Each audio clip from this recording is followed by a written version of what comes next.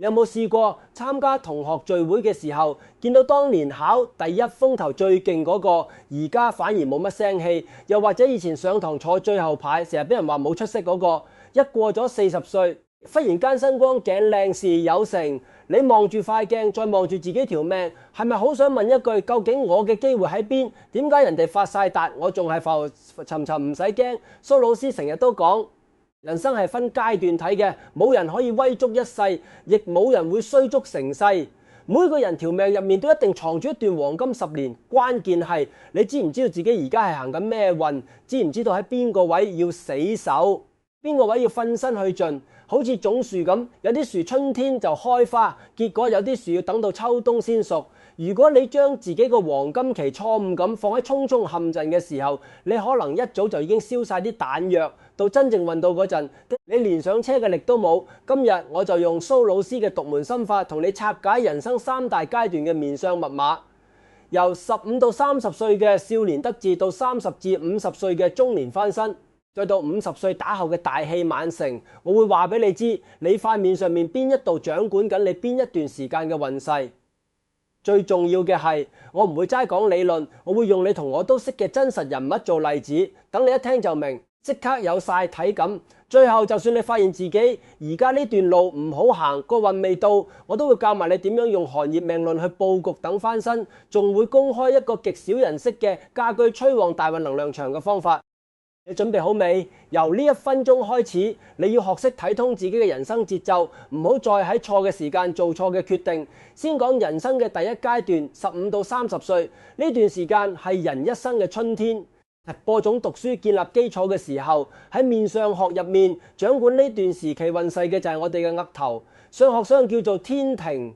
你細個嗰陣讀書叻唔叻？有冇長輩員出嚟社會做事順唔順？會唔會少年得志？基本上望下你個額頭就知得一清二楚。一個生得靚嘅額頭係要高發圓潤高，即係發腳線生得高，額頭位比例夠長，就係額頭左右兩邊夠開揚，唔會生得好窄，好似俾兩邊壓住咁。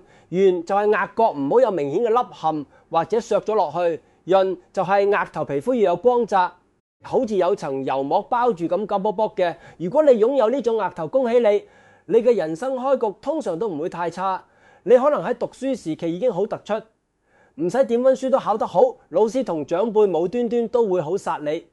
出嚟做嘢去見工都特別容易過關啦。呢個就係天庭飽滿嘅好處，代表你早年運順暢，有貴人扶持，諗嘢清晰，好快就可以建立到自己嘅自信。講到呢度，你腦海入面一定會浮現出一啲人嘅樣，你試諗下，當年因為一套劇集紅遍全亞洲嘅台灣藝人言承旭，佢嗰個額頭就係典型嘅天庭飽滿，又高又發光滑圓潤。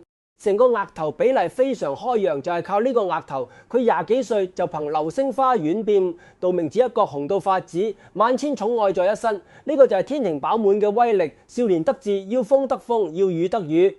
又或者你諗下，童星出身嘅麥哥李高堅，佢當年喺寶貝寺多星入面幾咁精靈可愛，佢個額頭同樣係生得非常飽滿靚仔嘅，10歲就成為全球票房靈藥，片酬高到你唔信。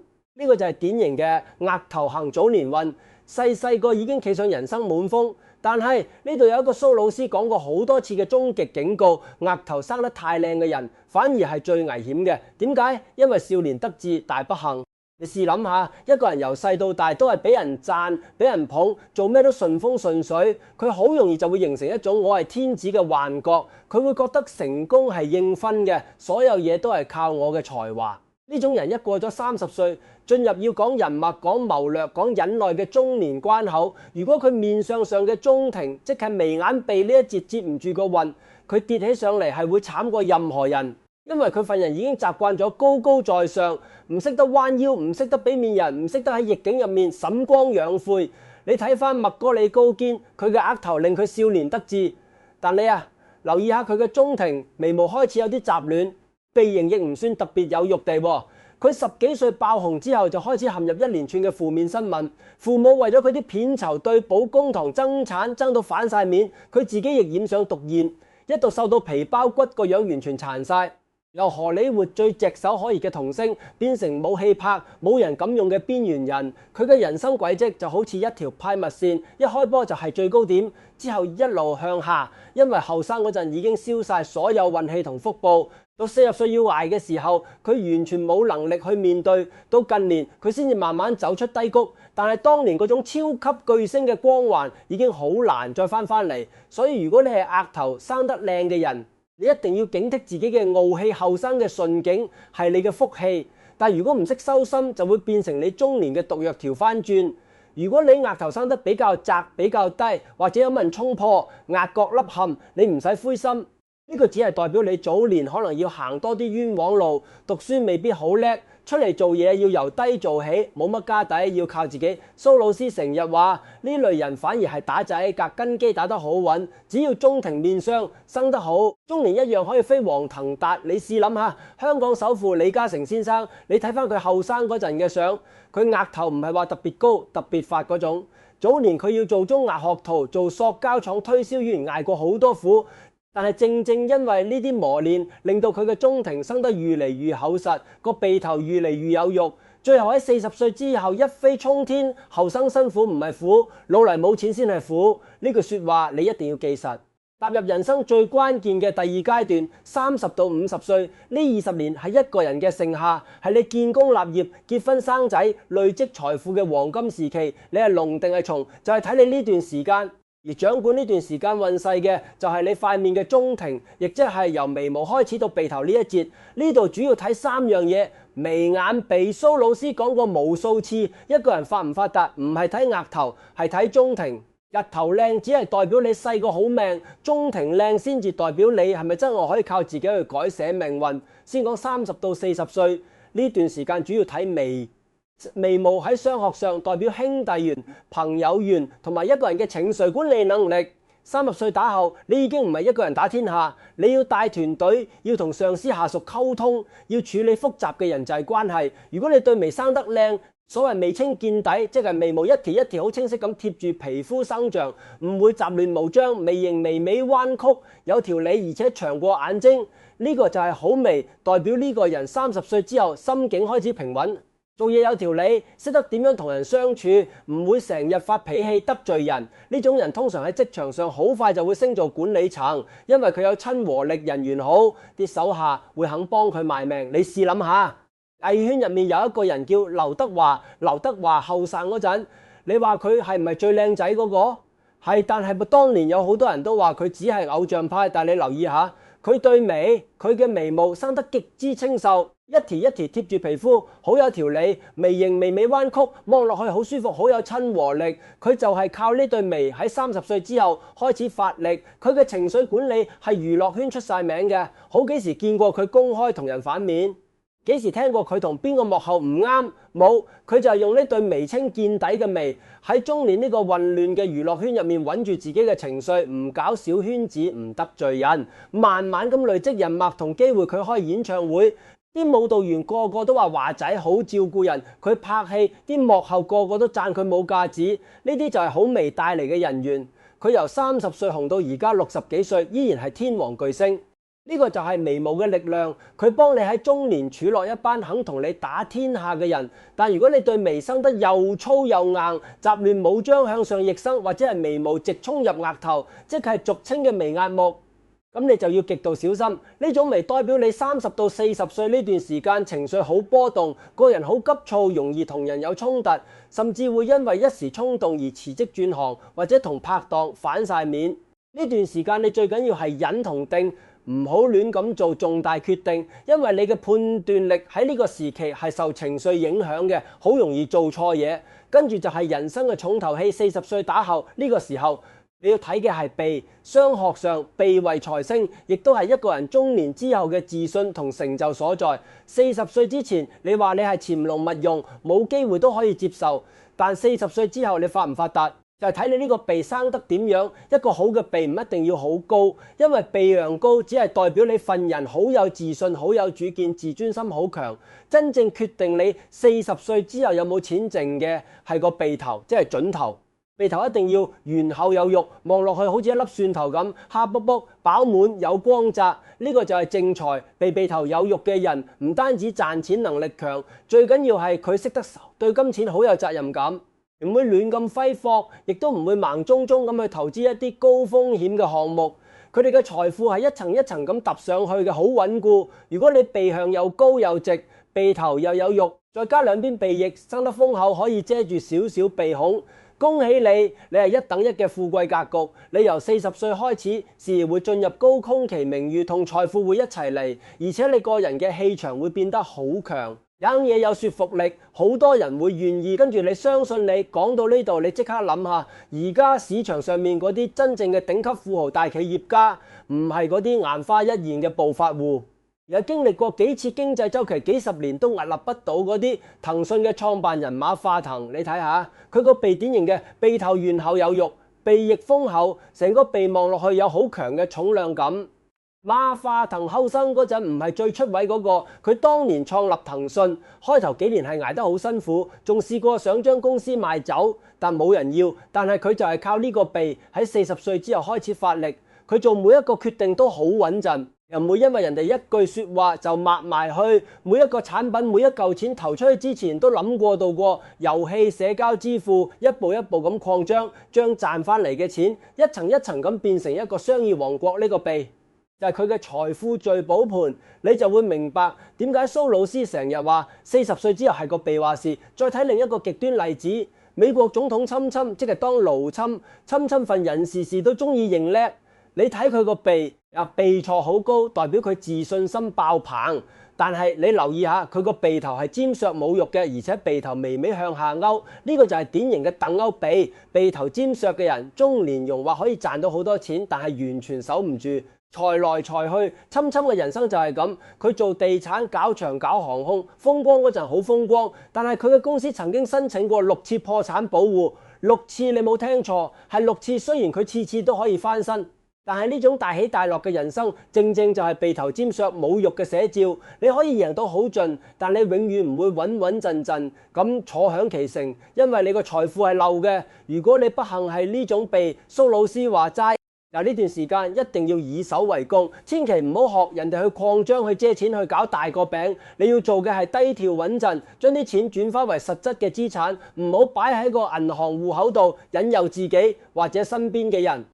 到咗人生嘅第3階段，50歲打下後呢段時間，喺秋天同冬天係收成期。好多人後生嗰陣好風光，但係到咗50歲就兵敗如山倒，因為佢哋冇咗個底喺商學入面。掌管50歲之後運勢嘅就係我哋塊面嘅下半部分，亦即係地角，包括你嘅下巴同兩邊腮骨。蘇老師成日講，後生辛苦唔係苦，老嚟冇錢先係苦。你50歲之後有冇錢使，有冇人陪，有冇福氣享，全部睇到。一個好嘅地角一定要圓潤飽滿，有肉地，最好向前微微兜起，形成一個好豐滿嘅弧度。呢個就係俗稱嘅雙下巴或者兜下巴。呢種下巴代表你嘅晚運好好，唔單止有錢，仲有好嘅家庭生活，啲仔女孝順，啲朋友靠得住。有呢種下巴嘅人，佢哋好識得處理資產，後生賺翻嚟嘅錢會變成物業、土地或者係其他可以持續產生現金流嘅資產。佢哋唔會亂咁冒險，好有安全感。就算後生嗰陣經歷過好多風浪，一到咗晚年，就好似一艘船翻咗入避風塘咁，好安穩。講到呢度，你一定要認識一個人，就係台積電嘅創辦人張忠謀。張忠謀先生唔係一出道就做老闆嘅，佢早年都係打工仔，做過德州儀器嘅高層，但係佢56歲先至創辦台積電，真正大器晚成嘅代表。你留意下，佢50歲之後嘅相，佢個下巴同腮骨生得極之厚實有肉，成個下庭好穩重，好有力量感。就係呢個地角令到佢喺56歲創業之後，一路帶領台積電成為全球晶片代工嘅龍頭，到而家80-90歲依然係業界嘅傳奇人物。佢呢種就係愈老愈有，年輕嗰陣靠專業知識揾食，一晚年靠個下巴去守業同埋建立自己嘅半導體王國。再睇下香港另一個傳奇已故嘅斗王何國新，你睇佢晚年嘅相，嗰個下巴兜到向前突出，腮骨又闊又厚，成個地角生得非常之飽滿有力。呢種下巴就係典型嘅晚運亨通，富甲一方。佢嘅商業王國橫跨幾十年，即使經歷過咁多風浪、咁多房嘅爭拗，佢嘅財富同地位都屹立不倒。呢個就係地國嘅力量。年輕嗰陣靠膽識同手腕打天下，晚年靠個下巴去坐穩江山。所以話你後生嗰陣生得幾靚仔都好，如果你個下巴係尖削向後縮嘅，你晚年就好難有安樂茶飯食。相反，如果你個地國生得厚實，就算你後生捱過苦，老咗一樣可以享福。除咗睇下巴，仲要睇腮骨。腮骨代表一個人嘅意志力、忍耐力同埋牙力。如果你腮骨生得有肉，望落去唔會見到兩嚿骨好犀利咁突晒出嚟，而係包住喺肉入面。呢個就係好腮骨。呢類人就算遇上咩逆境，佢都有本事慢慢咁咬實牙關捱過去，唔會輕易放棄掉翻轉。如果你下巴生得又尖又削，冇乜肉，或者係向後縮，好似冇咗個下巴咁，你就要為自己嘅晚年好好打算一下。呢種相隔嘅人通常冇咩家庭觀念，唔中意俾人蓄殺。賺到錢會用晒喺享受上面，唔會為將來打算。佢哋50歲之後，如果仲未儲多筆錢，或者冇一個穩定嘅伴侶，環境會好甩亮。所以如果你望落自己個下巴比較尖削，你要由而家開始強迫自己買保險、買基金或者買樓，用呢啲死藥嚟金住自己嘅財富，同埋要學識待人接物，唔好太孤寒、太計較，要取翻啲人情債。老咗先至有人肯照顧你好啦。你可能會問，我睇完自己塊面，發現自己額頭又削、鼻又扁、下巴又尖，咁我係咪成世人都冇運行？梗係唔係啦。如果面相係100%注定，咁我哋仲使咩努力？呢個世界上面有一種智慧係可以幫你跳過呢啲先天嘅局限，就係蘇老師嘅寒熱命論。面相係你架車，係你架車嘅性能而運氣，就係你揸車嗰陣遇到嘅路。寒熱命論就教你點樣喺條路好差好爛嘅時候減慢車速，唔好炒車，同埋點樣預測到前面條路幾時會變化變平，你可以盡情咁踩油。如果你係寒命人，即係喺西龍8月8號之後到出年3月6號之前出世，即係秋天同冬天出世嘅朋友，你哋嘅性格比較冷靜保守多疑，做嘢之前會諗好多。你哋中意嘅五行係木同火，最怕嘅就係金同水。如果你而家身處喺一個金水好旺嘅大運入面，例如社會環境好動盪，經濟好低迷，公司又裁員又減薪，做咩都好似俾嘢撳手撳腳咁，唔使問，呢段就係你嘅衰運期。喺呢段時間，蘇老師俾你嘅忠告係千祈唔好學人哋出去從業，唔好搏命咁去擴張，唔好諗住可以一朝發達。你越係心急想脫離呢個困境，你就會輸得越金。你要做嘅係潛行。咩叫潛行？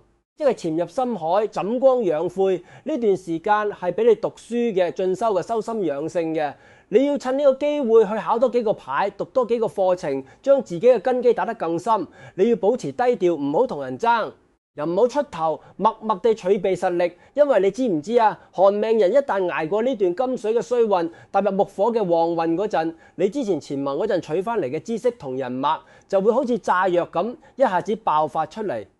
如果你喺衰運嗰陣已經燒晒啲彈藥，輸晒啲信心，咁到真係運到嗰陣，你已經冇力去接跳翻轉。如果你係熱命人，即係喺西龍5月6號之後到8月8號之前出世，亦即係夏天出世嘅朋友，你哋嘅性格似一團火，衝動熱情，講義氣，好快就可以同人打成一片。你哋最中意嘅係金同水，最怕嘅就係木同火。如果你而家覺得自己好燥，做咩都唔順利，成日同人有拗撬，一投資就損手，好可能你係行緊木火嘅衰運。熱命人行衰運嗰陣係最明顯嘅，因為你會覺得成個世界都好似同你作對咁，周身唔聚財。喺呢段時間你更加要潛，你要學識收散你嘅脾氣，唔好成日做爛頭卒，唔好亂咁同人哋夾份做生意，更加唔好喺網上亂咁發表一啲好激烈嘅言論。你要將你把火用喺做運動、學一門手藝或者係自我增值上面，因為熱命人嘅好運一係唔嚟，一嚟就好似火箭咁快。當你踏入金水旺運嘅時候，你會發覺身邊突然間多咗好多機會。好多貴人會主動走埋嚟話要幫你，好多錢會無端端咁湧入嚟。呢個時候你就唔可以再潛啦，你要狼，你要夠膽去接住呢啲機會。因為呢個就係你用前幾年嘅痛苦換翻嚟嘅收成期。如果你喺呢個時候仲猶豫仲驚青，你就會白白錯過咗你人生嘅黃金10年。歸根究底，人生係一場馬拉松，唔係短跑。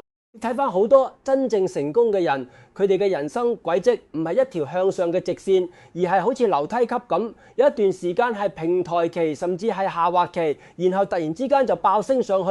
呢啲平台期就係蘇老師所講嘅潛龍勿用。你好唔好彩，就睇你喺呢啲平台期入面做緊咩。大部分人喺衰運嗰陣會怨天尤人，會自暴自棄，會將啲責任推晒俾人哋，日日喺度呻。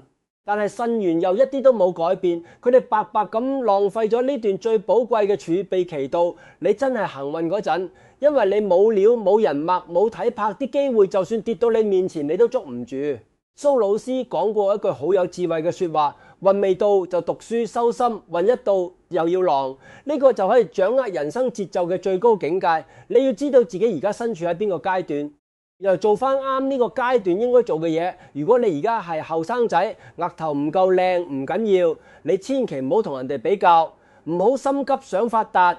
你要趁呢個時候打好你嘅基礎，揾一個有前景嘅行業，由低做起，磨練你嘅心智。如果你而家係30幾40歲，發現自己個鼻生得唔好，中年危機迫在眉睫，你就要識得以守為攻，唔好亂咁投資，唔好隨便轉行，要穩住你而家嘅陣腳，將你嘅風險降到最低。如果你已經50幾歲，望到自己個下巴冇乜肉，你就要即刻為自己嘅退休生活做好打算，唔好再諗住靠人哋，要自己保障自己。最後，除咗睇相通命，我梗係要教大家一啲實際嘅動作去幫助我哋加強個運勢。好多人遇到逆境嘅時候會好慌張咁去買好多風水物品，擺到成屋都係，但係一啲用都冇。其實最強嘅風水往往係最簡單嘅。我要教你嘅就係檢查你屋企嘅西北位同西南位。呢個係蘇老師極少公開提及嘅大運能量場秘訣。喺家居風水入面，西北位係干位，代表男主人，亦都係代表你嘅善意、權力同貴人運。西南位係坤位，代表女主人，亦都係你嘅財富同家庭穩定性。無論你係男定係女，你呢兩個方位都主宰緊你人生嘅根基。你而家行出廳，拎住你個電話嘅指南針，企喺你屋企嘅正中心，揾出西北同西南呢兩個角落。你望下呢兩個位係咪堆滿晒雜物？係咪好暗好多塵？係咪放咗垃圾桶或者係一啲壞咗嘅電器？如果係，你就係親手破壞緊自己嘅大運。呢兩個方位一定要保持光淨高。第一，即刻將所有垃圾雜物、舊衫舊鞋全部清走，千祈唔好喺呢兩個位放垃圾桶。呢個係大忌中嘅大忌，等於將你嘅貴人同錢財倒入垃圾車。第二，要保持光亮。如果呢個位係好陰暗，你可以長期開住一盞燈，或者係放一啲可以反光嘅物件，令到呢個位嘅陽氣提升。陽氣足，霉氣就自然散。第三，如果你要放嘢，要放一啲貴重或者有生氣嘅嘢，例如西北位，你可以放你嘅書台、你嘅獎座，或者一啲金色、黃色嘅擺設，增強你嘅事業能量。西南位，你可以放一個夾萬、你嘅首飾盒，或者係一盆枝日茂盛嘅大入植物，例如發財樹，代表你個財富生機勃勃。呢個動作你唔使花1毫子，只需要你而家就行動。當你將呢兩個方位清理乾淨，保持光猛，你會發覺你嘅思緒會清晰咗，做嘢好似冇咁多阻滯，連身邊啲小人都好似會慢慢消失。呢個就係氣場嘅影響，環境係養人嘅。你執好你個屋企，你個天就幫你。呢個唔係迷信，係一種實實在在嘅能量清理。記住啊，人生流流長，冇永遠嘅順境，亦冇永遠嘅逆境。你唔好因為見到人哋而家威，你就心灰意冷。你亦都唔好因為自己而家撈得掂就不可一世。命運係會輪流轉嘅。最重要嘅係你要知道自己嘅節奏，由今日開始。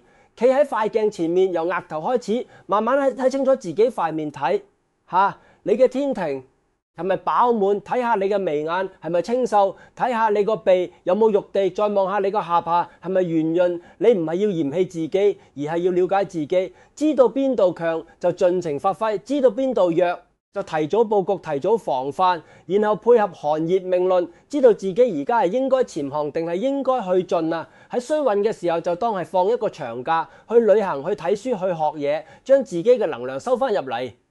當好運一到，你就要似一隻過狼咁，一鼓作氣咁衝出去，將你之前失去嘅一鋪攞翻晒，最後將屋企嘅西北同西南位執到乾乾淨淨、光光猛猛，為自己嘅人生下半場打穩個地基。蘇老師成日都話知命而後改運，你連自己條命係點樣行都唔知，你點樣去改？所以唔好再成日望住人哋，專注翻喺自己身上。你人生嘅黃金10年，可能喺你30歲嘅時候，又可能喺你50歲嘅時候，甚至可能喺你60歲先至出現。只要你仲未放棄，只要你仲保持住清醒嘅頭腦同埋健康嘅身體，你永遠都有機會可以翻身。最怕嘅係你信錯人，做錯決定。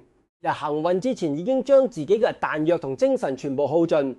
最後，如果你覺得今日呢集蘇老師嘅心法幫到你，或者令你對人生有咗新嘅體會，記得點讚、訂閱同埋分享俾你身邊嗰啲仲喺低潮期掙扎緊嘅朋友，話俾佢哋聽，唔使灰心，你個運可能只係仲喺路上面。我係風水命理，用蘇老師嘅智慧帶你睇通命理，掌握人生。我哋下一集再見。